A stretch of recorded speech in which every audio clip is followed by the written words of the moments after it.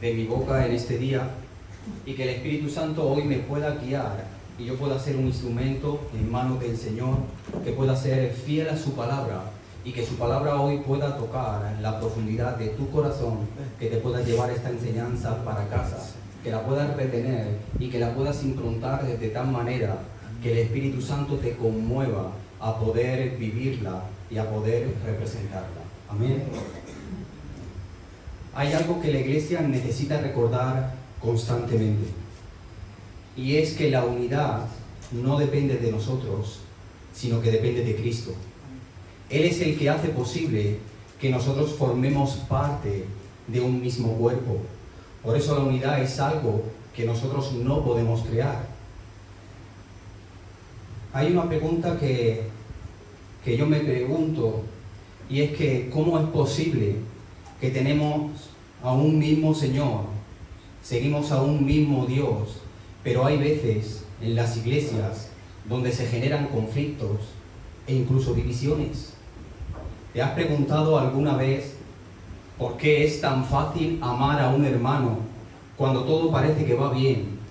Pero qué complicado que se vuelve, ¿verdad?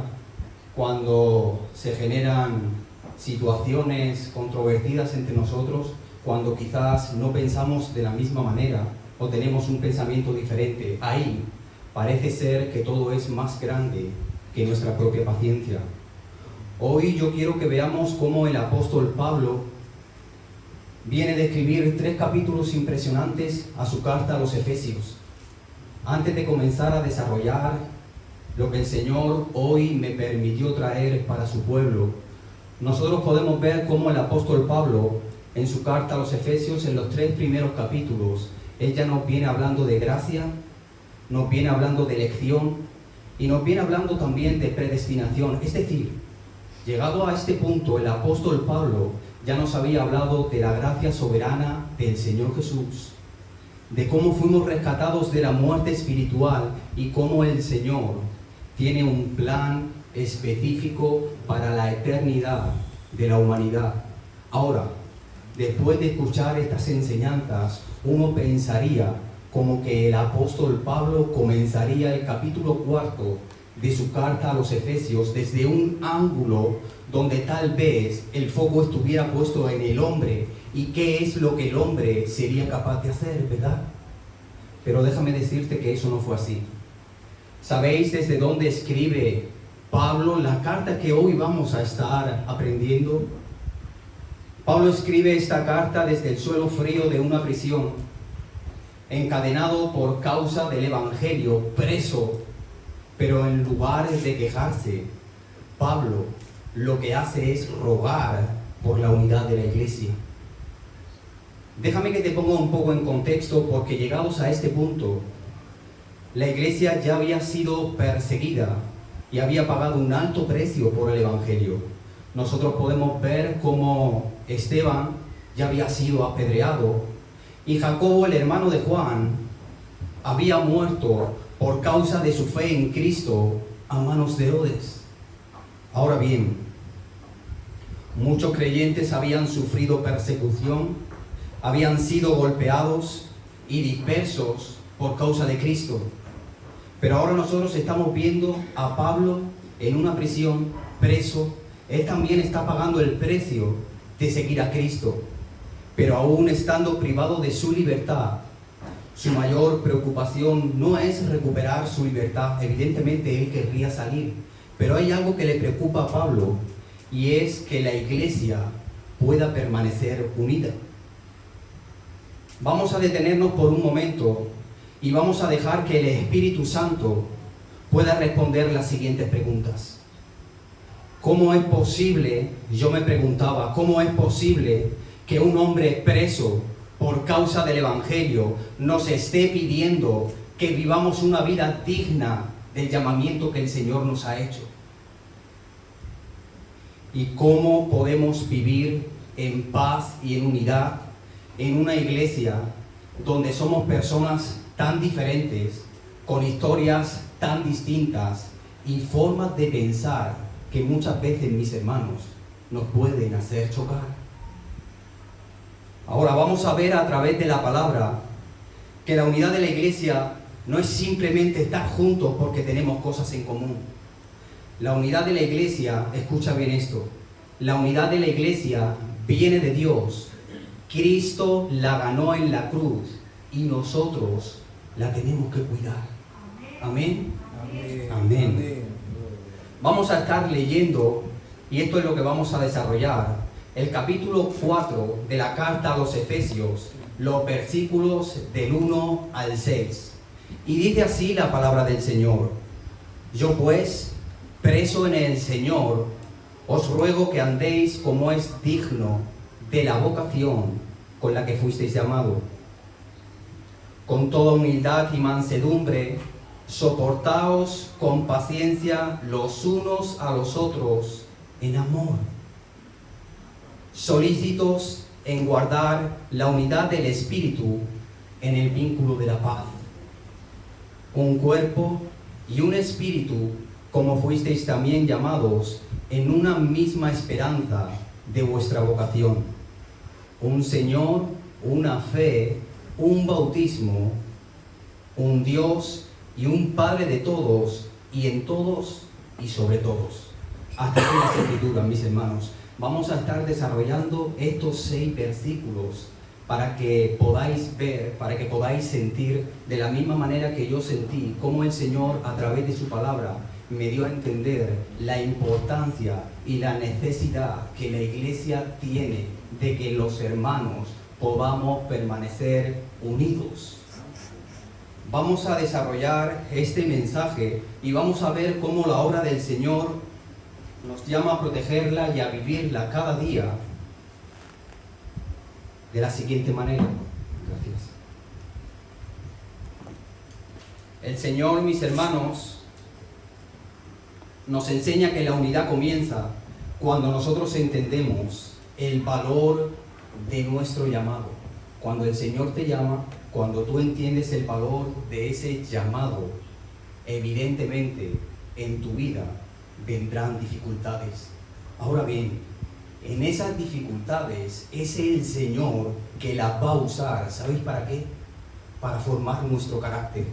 Y cuando el Señor forma nuestro carácter, aunque en la iglesia hayan tensiones, porque las van a ver, aunque la iglesia tenga momentos donde hayan tensiones, nosotros vamos a poder ver cómo nuestro corazón queda al descubierto para poder reconocer que la verdadera unidad solo es posible cuando el Señor está obrando. Y a pesar de que en algunos momentos y en algunas situaciones todo puede parecer querer separarnos, si tú recuerdas esto que yo te voy a decir, y es que la unidad se fortalece cuando todos recordamos que somos hijos de un mismo Padre. El que lo crea, que diga amén, amén. Y le dé un fuerte aplauso al Señor. Gloria a Dios. Aleluya.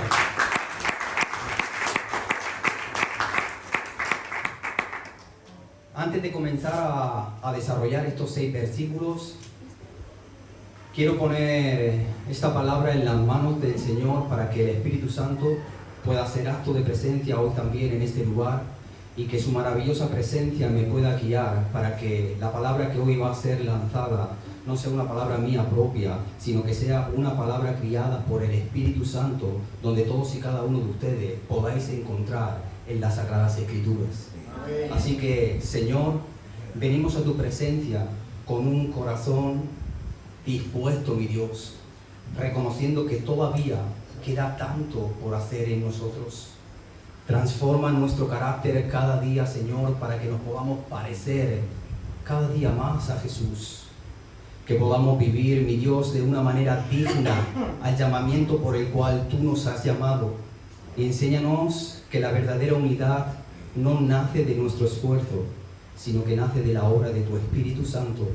Recuérdanos quiénes somos en Cristo cuando lleguen momentos difíciles, cuando lleguen las pruebas, y ayúdanos a cuidar la unidad que Cristo ganó en la cruz. Señor, ayúdanos a recordar que somos hijos de un mismo Padre y que podamos salir de este lugar rendidos a ti y comprometidos con tu iglesia. El que lo crea, que diga amén. Y dé un aplauso al Señor.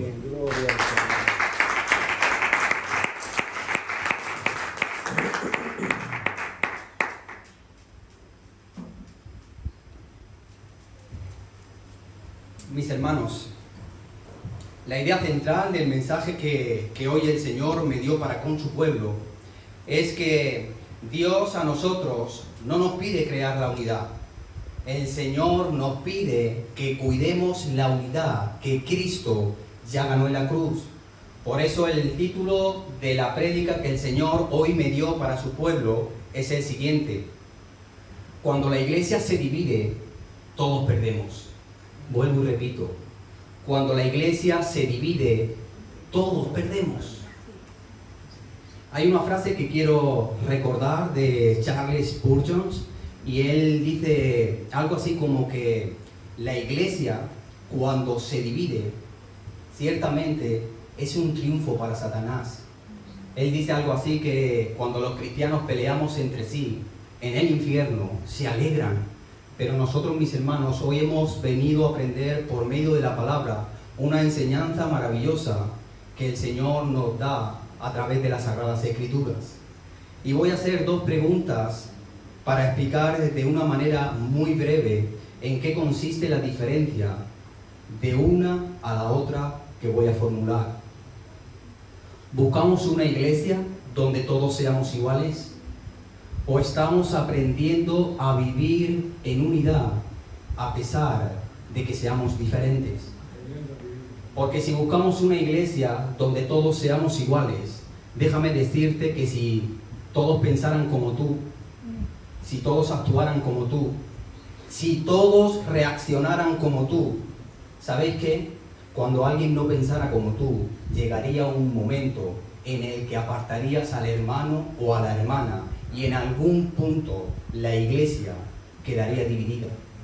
En cambio, si aprendemos a vivir en unidad, las Escrituras dicen, soportándonos en amor los unos a los otros, teniendo paciencia. ¿Sabéis qué es lo que sucede?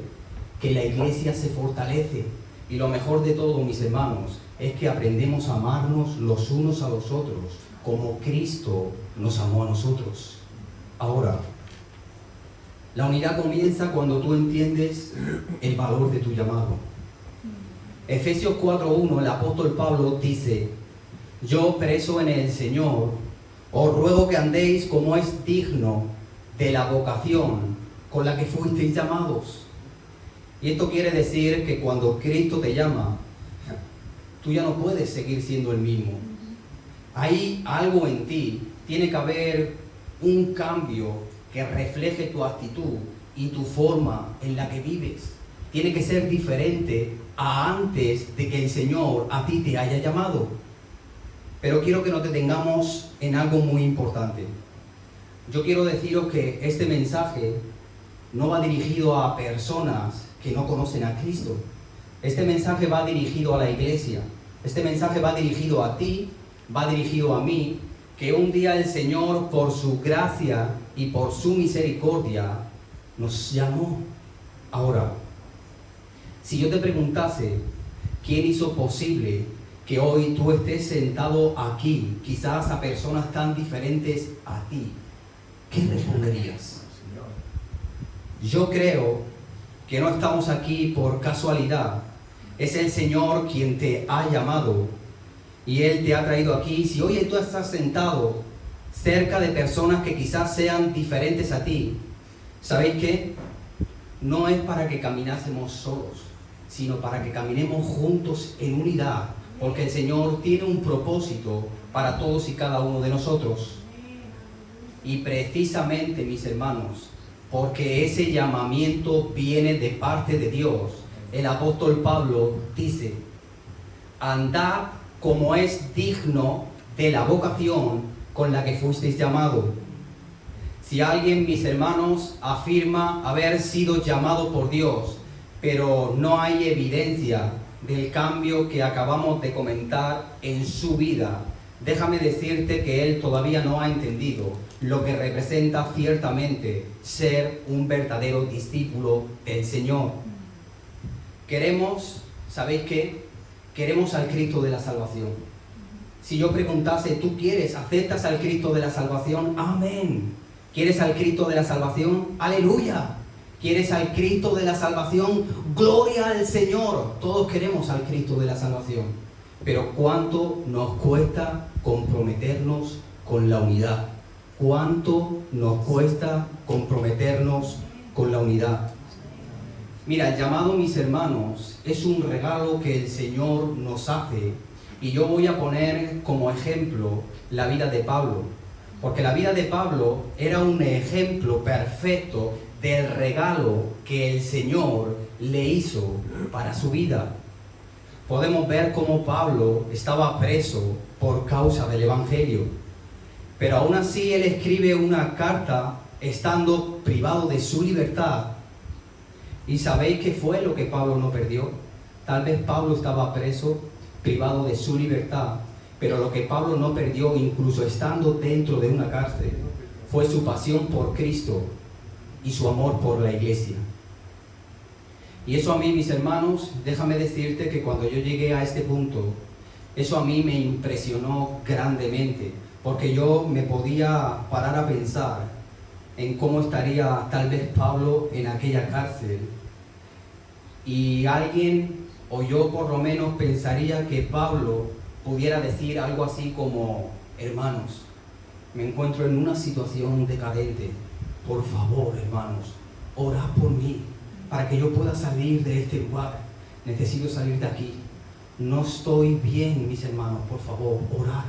Pero no, vemos que no fue así como Pablo actuó, no fueron sus cadenas las que golpearon su corazón, sino que la vida de Pablo, lejos del sufrimiento que evidentemente él estaría pasando en esa prisión, él quería, él sentía y él declaraba que los cristianos pudiéramos vivir una vida digna del llamamiento por el cual el Señor nos había llamado. Ahora, hay algo que no podemos pasar por alto. Mira, cuando yo entendí esto, ¿sabéis qué? Cuando tú entiendes esto, tú dejas de preguntarte qué es lo que la iglesia puede hacer por ti, y empiezas a preguntarte qué es lo que estamos nosotros haciendo por la iglesia.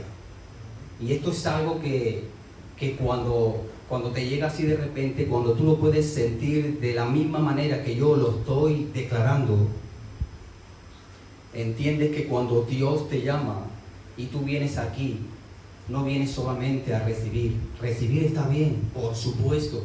Tú vienes, recibes palabra, la palabra si es improntada en tu corazón, excelente. Si tu palabra es retenida en tu mente y desciende a lo profundo de tu corazón y eres capaz de ponerla por obra, eres capaz de vivirla, me parece genial.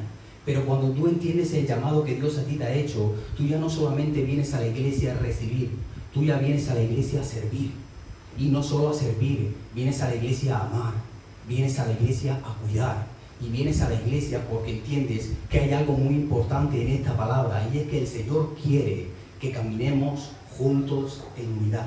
Amén. El que lo crea, que diga amén, y le dé un fuerte aplauso al Señor.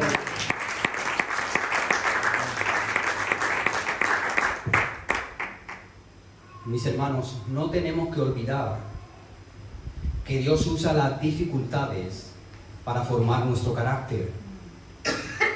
Pablo continúa diciendo en el versículo 2: con toda humildad y mansedumbre, soportaos con paciencia los unos a los otros en amor.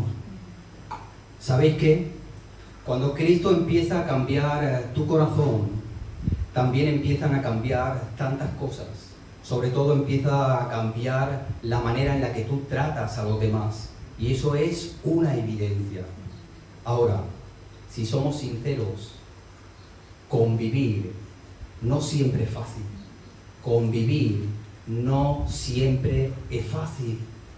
A veces una palabra, un gesto, una actitud, un mal comportamiento, y hay algo que dentro de nosotros empieza a incomodarnos.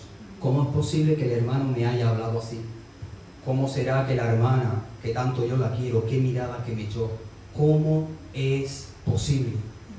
Ahora, déjame decirte que lo que a ti te está sorprendiendo, al Señor no le sorprende, porque el Señor no solamente conoce nuestras virtudes, Él también conoce nuestras debilidades. Y el Señor sabe que cuando llegan momentos así, a muchos ¿Cuánto nos cuesta pedir perdón?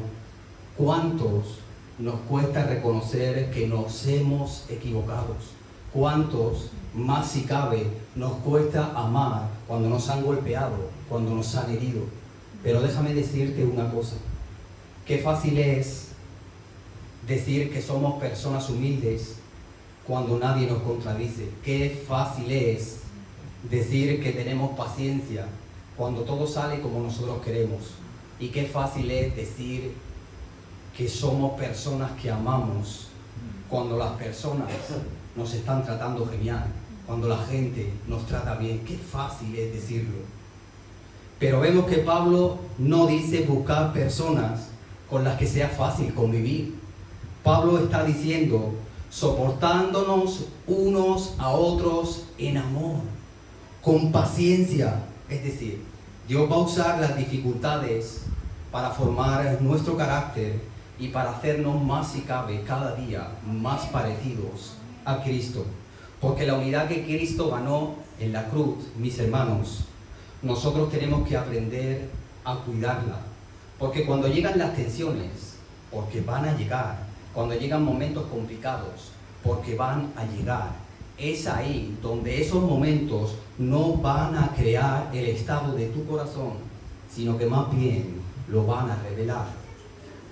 Lucas 6:45 dice que un hombre bueno, del buen tesoro de su corazón, saca lo bueno, pero que un hombre malo, del mal tesoro de su corazón, saca lo malo, porque de la abundancia de lo que hay en nuestro corazón, déjame decirte que así es como habla nuestra boca.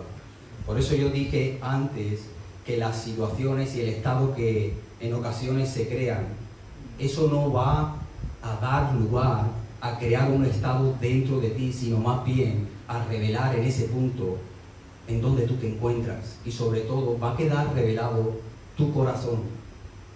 Y si nos fijamos en los 3 primeros capítulos de la carta a los Efesios, Pablo nos recuerda quiénes tenemos que ser nosotros como cristianos. Él nos viene hablando de gracia, de adopción, de redención y también de esperanza. Pero ahora llega un momento de comprobar si todas estas cosas que nosotros venimos practicando, venimos aprendiendo, todas estas cosas que nosotros hemos retenido en nuestra mente, si ciertamente ha bajado a la profundidad de nuestro corazón y las estamos poniendo por obra. Ahora es cuando llega el momento, porque déjame decirte una cosa. La verdadera madurez, mis hermanos, no se demuestra solo por cuánto tú conoces de la Biblia. Conocer la Biblia está bien, pero la verdadera madurez no se demuestra por cuánto tú conoces la Biblia, sino más bien por cuánto tú o cómo tú tratas a las personas. Ahí es cuando tú demuestras madurez. Me están golpeando, me están levantando falso testimonio, pero yo aquí me planto porque tengo la esencia, la presencia y el testimonio de Cristo. Me están golpeando, pero no voy a dejar que me hiera. Es más, me voy a acercar a ti, te voy a pedir perdón, a pesar de que yo sé que me lo deberías de pedir tú, pero si tú no das el paso, yo voy a dar el paso. Y esa es la actitud que nosotros deberíamos tener. Te voy a hacer algunas preguntas, no para que me las contestes, sino para que te des cuenta en el punto en el que todos y cada uno de nosotros nos encontramos. ¿Cómo reaccionarías si alguien te contradice? ¿Escucharías con humildad o responderías con enfado? Quiero que seas sincero contigo mismo, porque no soy yo el que te va a responder, sino que el Espíritu Santo pueda tratar contigo y te dé a entender el punto en el que tú te encuentras, y que el Señor te pueda manifestar lo que tu corazón necesita en este momento para que puedas seguir caminando tras Jesús, para que puedas seguir sintiendo fuerte, para que puedas seguir sintiéndote edificado por medio de su palabra. ¿Cómo responderías? Te hago otra pregunta. Cuando alguien te ha hecho daño, ¿perdonas o guardas en silencio y te alejas de esa persona? ¿Y por qué yo digo estas cosas? Porque estos momentos, mis hermanos, no crean el estado de nuestro corazón. Estos momentos revelan lo que hay dentro de nosotros, y qué bonito es poder presentarnos delante del Señor, y que cuando estos momentos nos visitan, nosotros podamos dar el testimonio correcto. el testimonio verdadero, que la gente cuando a ti te mire puedan ver a Jesús, que a través de tu mirada puedan ver ternura, que a través de tus palabras puedan hallar el consuelo. Así es como nosotros debemos de representar a Cristo. Y mira, la Biblia a nosotros nos muestra, referente a esto que estamos hablando, personas que fueron tratadas injustamente, pero podemos ver cómo ellos respondieron. Moisés fue cuestionado no por cualquiera. Moisés fue cuestionado por su propia familia. Y aún así Moisés no buscó venganza. David tuvo la oportunidad de hacerle daño a Saúl, pero decidió no hacerlo. Ahora, el mejor ejemplo que yo puedo traer en esta mañana es el ejemplo de Jesús. A Jesús le insultaron, pero él no respondió con insultos. A Jesús lo golpearon, pero él no respondió con violencia. Es más, a Jesús lo llevaron a una cruz y en lugar de pedir justicia para él, él pidió misericordia. Sus palabras fueron: Padre, perdónalos, porque no saben lo que hacen. Mis hermanos, yo trato de decirte en esta mañana que el Señor quiere improntarnos con esta enseñanza. Él quiere que nosotros aprendamos a perdonar cuando nos hieren, a amar cuando nos golpean y sobre todo que nosotros podamos responder de la misma manera que respondió Jesús. Porque muchas veces pensamos que son las grandes cosas las que rompen la unidad de la iglesia.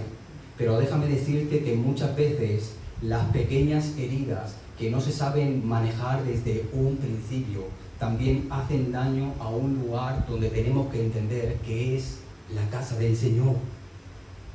Así que cuando llegan las tensiones, nuestro corazón, mis hermanos, quedará al descubierto, pero Dios nos va a mostrar aquello que todavía necesita ser cambiado para que podamos ser transformados y para que podamos caminar, como dice su palabra, de gloria en gloria y de victoria en victoria. Amén. El que lo crea, que diga amén. Amén. Y dé un fuerte aplauso al Señor. Amén.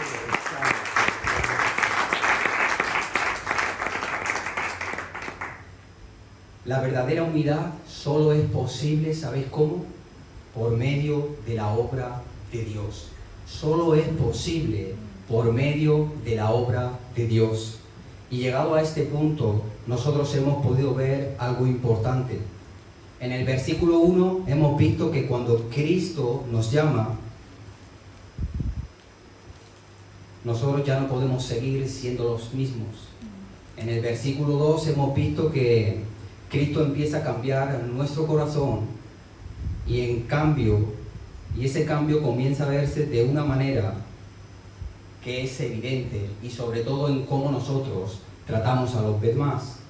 Pero ahora en el versículo 3, Pablo nos lleva un poquito más lejos. La palabra dice: solícitos en guardar la unidad del Espíritu en el vínculo de la paz.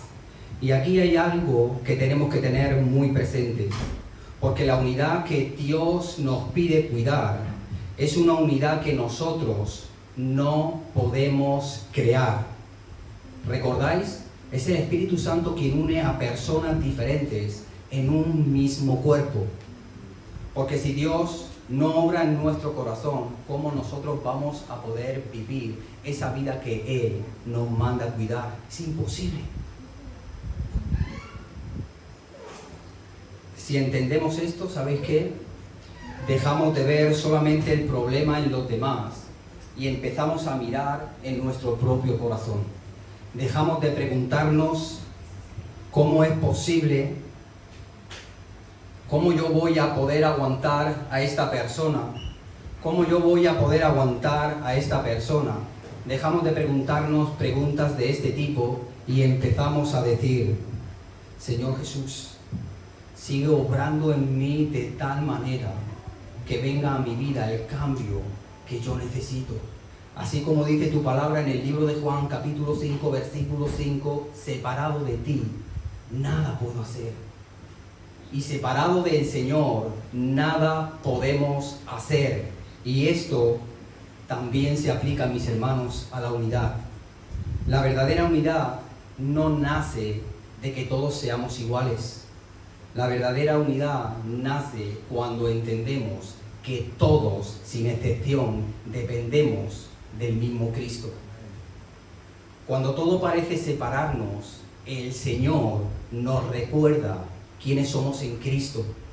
Efesios 4, versículos 4 y 5, Pablo continúa diciendo: un cuerpo y un espíritu, un Señor, una fe, un bautismo. Y aquí hay algo que Pablo nos recuerda, y es por qué vale la pena luchar. ¿Quién es el que nos está llamando? ¿Quién es el que nos envía? ¿Quién es el que hace posible la unidad? Pero entonces surge una pregunta. Cuando todo parece separarnos, ¿qué hacemos? Recordar que la unidad de la Iglesia no significa que nunca habrá diferencias. Consiste en recordar lo que Cristo ya hizo en aquella cruz, y gracias a Él nosotros permanecemos unidos. Y mira cómo Pablo empieza a enumerar todo aquello que nosotros tenemos en común. Un solo espíritu nos une en un mismo cuerpo. Una sola esperanza nos ha sido dada. Un solo Señor nos ha comprado con su sangre. Una sola fe nos une al Evangelio. Un solo bautismo nos identifica en Cristo. Y un solo Dios y Padre está sobre todos, por todos y en todos. Y todo esto, mis hermanos, déjame decirte que no es una teoría, es nuestra realidad en Cristo. En Juan 17, 21, y esto creo que es importante llegado a este punto, Jesús dijo: que todos sean uno. Y esa fue la petición que Jesús le hizo al Padre antes de entregar su vida. Y yo me pregunto, si Cristo oró por nuestra unidad antes de entregar su vida, ¿cómo nosotros no vamos a luchar por preservarla? ¿Cómo no vamos a luchar por preservarla? No podemos tratar, mis hermanos, escucha bien, no podemos tratar como pequeña la unidad que para Cristo fue tan importante, porque cuando nosotros protegemos la unidad, estamos cuidando algo que Cristo compró con su propia sangre. Por eso la unidad se fortalece cuando nosotros recordamos que tenemos a un mismo Padre. Pablo concluye diciendo: un Dios y un Padre para todos, el cual es sobre todos y por todos. Ahora Pablo termina llevándonos al Padre. ¿Por qué? Porque cuando nosotros olvidamos quién es nuestro Padre, ¿sabéis qué es lo que pasa? Que también olvidamos quiénes somos nosotros. Así que quiero hacerte una última pregunta. Cuando has tenido un problema con algún hermano de la iglesia, ¿alguna vez has olvidado que el mismo Padre que te ama a ti, también lo ama a Él? Porque cuando recordamos que tenemos al mismo Padre, nuestra manera de mirar a los demás cambia completamente. Por eso, cuanto más recordemos quién es nuestro Padre, más aprenderemos a amar a aquella familia que pertenece al Señor. Porque la unidad de la iglesia descansa cuando nosotros entendemos que pertenecemos a una misma familia. Y yo quiero terminar el mensaje de hoy con las palabras de Jesús. Antes de ir a la cruz, Jesús elevó una oración al Padre y Él dijo: que todos sean uno. Esa fue la petición que Jesús le hizo al Padre. Y años más tarde, el Espíritu Santo inspiró a Pablo para enseñarnos cómo es que nosotros debemos de vivir. Él dice: andando como es digno de la vocación con la cual el Señor te ha llamado a ti, me ha llamado a mí y está llamando a su iglesia. Solícitos en guardar la unidad del Espíritu en el vínculo de la paz. Por eso mi oración es esta: Señor, que no sea solamente una predicación más, sino que decidamos vivir de una manera digna al llamamiento por el cual tú nos has llamado. Amén. Ayúdanos a guardar la unidad del Espíritu en el vínculo de la paz para la gloria del Señor. Porque hoy, Señor, hemos recordado que es Dios quien nos llamó. Él transforma nuestro carácter, revela lo que hay en nuestro corazón. Solo en el Señor, escuchad bien, solo en el Señor es posible la verdadera unidad. Él nos recuerda quiénes somos en Cristo y nos une como hijos de un mismo Padre. Amén. Así que cuando nosotros recordamos, y siempre deberíamos de recordar que es Cristo quien une todas estas cosas, la iglesia no solamente permanece unida, sino que además Cristo es glorificado. Amén. El que lo crea, que diga amén y le dé su mejor aplauso al Señor.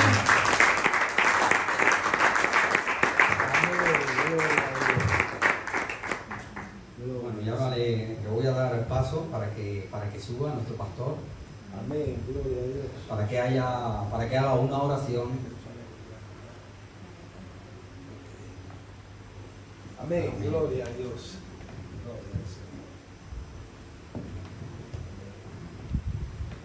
Gracias al Señor por este mensaje. Vamos a orar al Señor por este mensaje tan hermoso. A mí por lo menos me ha llegado adentro, mis hermanos. Porque la unidad es sagrada. Lo más horrible que puede ocurrir en una familia es que una familia se fracture y se divida, que un matrimonio se rompa, que unos hermanos se separen. La unidad es sagrada, es muy bonita. Así que recuerdo que el Señor dijo: si vas a quitar la paja del ojo de tu hermano, quita primero la viga que hay en tus ojos. Fíjate que la paja es blanda, ¿no? La viga es dura. Lo que está diciendo es que a veces queremos corregir a los demás con un conflicto emocional mucho mayor que aquel que te ofendió. No solo eso, sino que si tú tienes una viga y le vas a quitar la paja, no vas a calcular la distancia, le vas a quitar los ojos y va a haber menos de cómo estaba antes. Así que yo creo que a veces no merece tanto la pena defender la razón, sino ver cómo Jesús, a mí me impresiona esa palabra, ¿no? Le habían castigado de una forma tan dura, siendo justo y santo, y aún por los que le estaban crucificando, él dijo así: no les tengas en cuenta su pecado, no saben lo que hacen. Es impresionante. Así que eso no quiere decir que todo nos dé igual o que no vayamos a tratar las circunstancias. Pero hay que saber en qué momento hay que callar y en qué momento hay que hablar. Y saber si tenemos el recurso o no. Porque a veces el silencio es nuestro mayor aliado. Así que vamos a orar por la palabra, por favor. Padre Santo, te damos las gracias por tu siervo, por tu hijo David. Gracias por este mensaje, Señor. Oramos para que tú lo pongas en lo profundo de nuestro corazón. Queremos ser productivos a 100 por 1.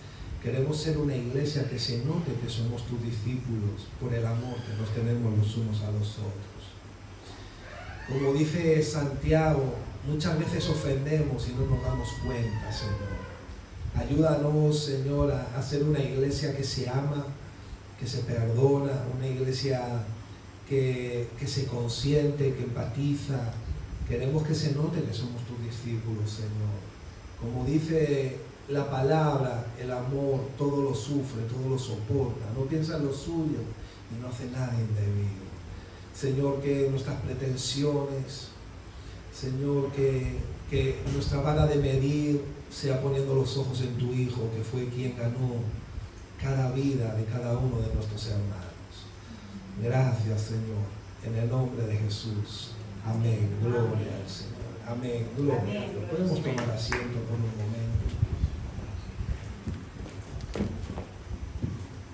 Amén, mis hermanos. Bueno, estamos acabando.